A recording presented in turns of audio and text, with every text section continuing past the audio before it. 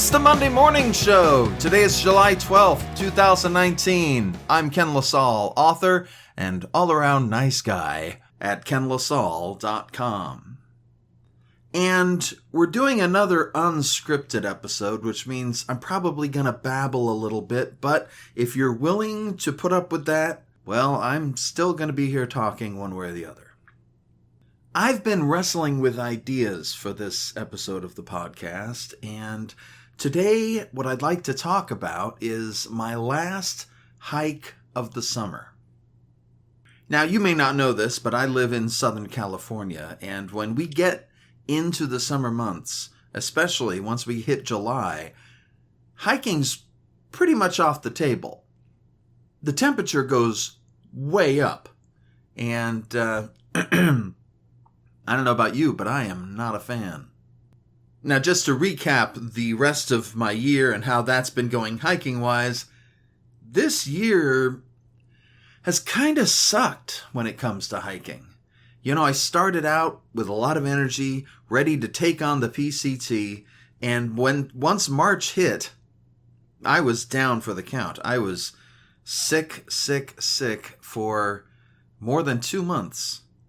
And by the time I was ready to recover, all of my dreams of backpacking were long gone. And maybe that's why I got this idea in my head before July hit, to go up to Mount Jacinto and hike around up there for a while. Now, in case you don't know, the PCT, the Pacific Crest Trail, goes into Mount Jacinto. And what I was hoping to do was find a shortcut of sorts by taking the tram and then hiking the trails up there. Now, what I have to tell you is I get really bad altitude sickness. Right around 8,500 feet, my system decides it hates my guts.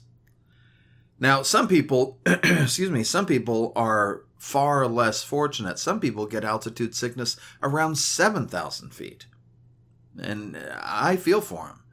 I know what it's like to go up there and get sick.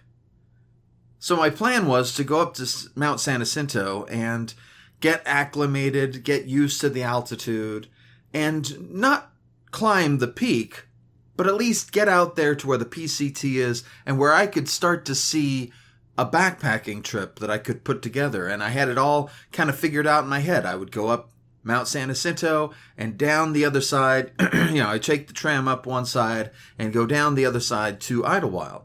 And I would backpack, and that would be a little trip. But what I didn't understand is just how bad altitude sickness can be. I thought of it as kind of a linear thing. I thought once I start feeling a little bit better, I'll feel a little bit better after that. And, success will build upon success, and it should be no problem. I'd get through there in short order. What I didn't know is that altitude sickness doesn't really care about what I think. So here's the rundown. A few weeks ago, I drove out to Mount Jacinto. I even got a yearly pass because I figured once I was up there, I would want to go up there and hike some more. And boy, that is true. If you can get down to Mount Jacinto, if you live anywhere around the Southern California area, there's some beautiful hiking up there. Granted, you start at 8,500 feet, so if you get altitude sick, be forewarned.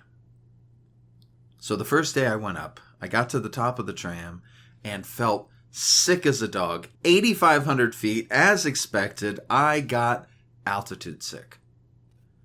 So what did I do? I found a nice bench to sit at there in Long Valley, which is what they call the area just adjacent to where the tram leaves you off. I even made a video for my YouTube channel. And I talked about how my goal was to do a backpacking trip, thinking, as I did, that once I got used to it, it'd be no problem. So 1 week later, I went back, and sure enough, having spent some time up in Mount Jacinto, When I returned, I actually could breathe easier. I felt better. So I gathered from this that I was getting better with my altitude sickness. I even hiked several miles out to Round Valley. And Round Valley is a little campground they have up there, and it's gorgeous. And when you leave there, you got about a mile or so of trail until you get to Wellman Divide. And Wellman Divide is important because I believe from the maps that I've seen that that is where I would have met the PCT. But I didn't go past Round Valley because 9,100 feet at that point, and I was feeling kind of sick, and I thought, you know what? I've gone that far. That's a good thing. Don't push my luck. You know, I was hoping to be cautious and be pragmatic, you know, as one does. So then, the third week, last weekend, I went up there with every intent on getting at least to Wellman Divide. But I got to the top of the tram, stepped out 8,500 feet, and immediately wanted to throw up.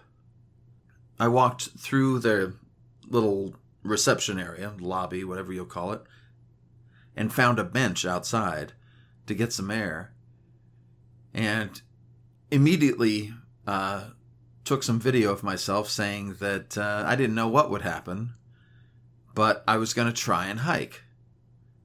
Now, to give you some idea why exactly, let me tell you that Mount San Jacinto is about 90 minutes to 2 hours away in the morning. So to hike out there, I got to leave around 6 or so, because if you leave later, it's an even longer drive. You got to beat traffic.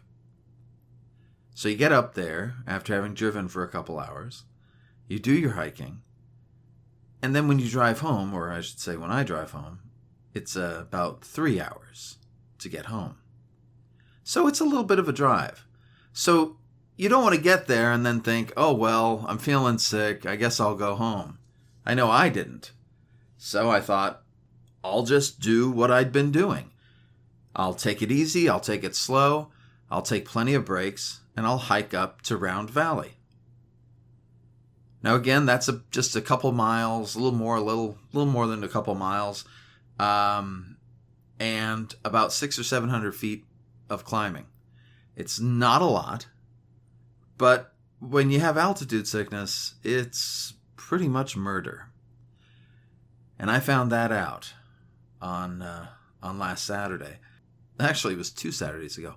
Anyway, I got up there and got my permit, got my hiking permit from the ranger station.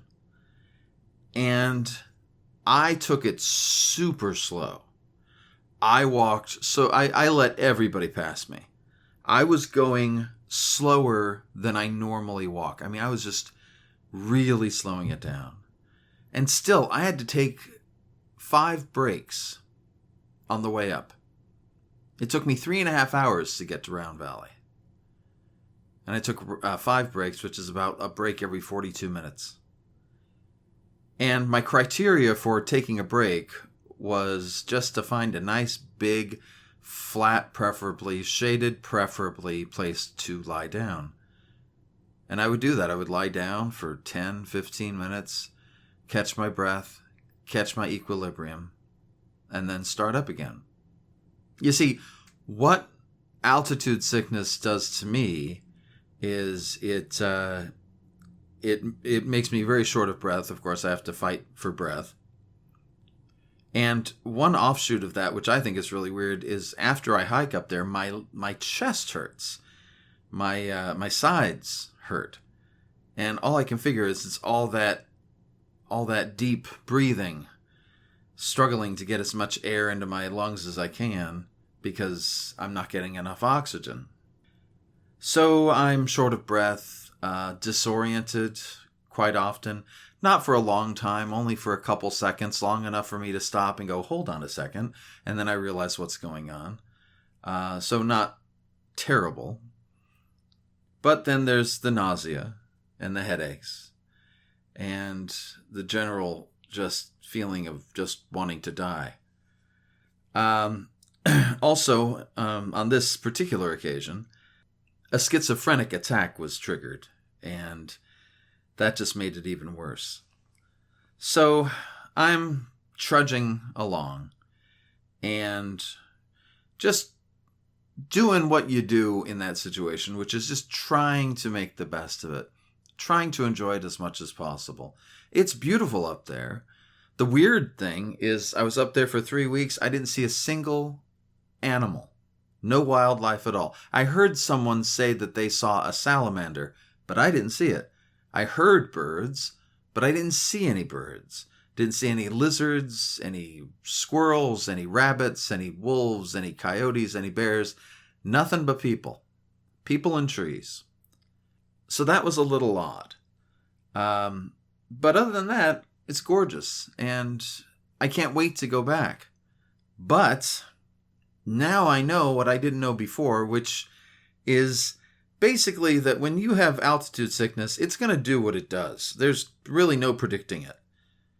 The only way to beat it, I think, is just to spend as much time at altitude as you can. Now, granted, there are pharmaceutical remedies as well. Dramamine, I've heard, is just as good for altitude sickness as it is for seasickness. The thing is I don't want to have to take pills. So I would rather suffer a little bit. I would rather feel a little shitty than have to rely on pills. That's just how I am. So I'm moving along at a really slow pace. 3.5 hours. I get to Round Valley. And I know there's no going any further. I mean, I can barely hold myself up at this point. And it was not fun. It wasn't pleasant. And the thing is I was filming the whole way. Took some footage there. Turned around. Went back down to Long Valley. Went back down to the start. Took some more footage there. And I spent about a week trying to figure out how I was going to piece all that together, because even though I went to Round Valley, I didn't go any further. And I felt that releasing a video of me doing exactly the same thing I did in my last video didn't make a whole lot of sense. I mean, I did the same thing, I just did it sick. So after struggling with the video for a while, I decided not to release the video. It just didn't seem to really go anywhere. So let me tell you where I'm going to go from here. What happens now? Because this was my last hike of the summer, but certainly not my last hike. And I'm looking forward to getting back on the trail. I was really anticipating the PCT this year.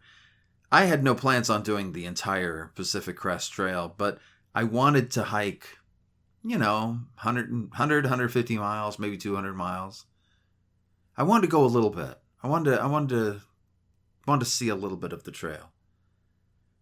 And when I couldn't get a permit, I actually got a permit to go southbound, and I was going to hike from Lancaster south. But as I said, I got bronchitis. So I'm even more looking forward to the Pacific Crest Trail next year, having lost out on being able to hike it again this year. But it's important to stay in practice. And so I plan to take a couple more trips between now and Labor Day. One of them, just a trip out to Chino Hills State Park for an overnight camp, because in August, I should have said in August, because in August, the evening lows will actually be rather warm, and I'll be able to stay up and watch the stars. I hiked in November, and it got really cold, so I'm not going to do that again. And then once September hits and we get through Labor Day, it's still going to be plenty warm, but I'm hoping to be able to do at least one hiking trip in September out to the Devil's Punch Bowl, I believe it's called, out by Wrightwood. I've seen the trail and it's gorgeous, and I'd love to take it, and I'm hoping to be able to do it then. The San Jacinto tram is closed in September, but they'll be open in October, and I'm looking forward to hiking up there in the cooler temperatures. I've got my puffy, I've got thermal underwear, I'm ready for cold, and it's not something I often get up in because we're down here in Southern California, so I'm anticipating that with a great deal of glee. And even though there might not be any water up in San Jacinto by October, probably all the snow will have melted and the water will have run off, I'm hoping to be able to hike there once before PCT season comes around. So then that's it for me for this summer. Of course, once I stopped hiking, that's all I've been able to think about. I'm really looking forward to getting back on the trail and losing a third toenail. I lost a second one this past month, and I wouldn't be surprised if somewhere down the road I lost a third. It's a shitty price to pay for a hobby, but it's the price that is being extracted, for me at least, and I like hiking too much. So, until next time, be good to yourself, be kind to others, and let's make this world a better place, and I hope to see you out on the trail.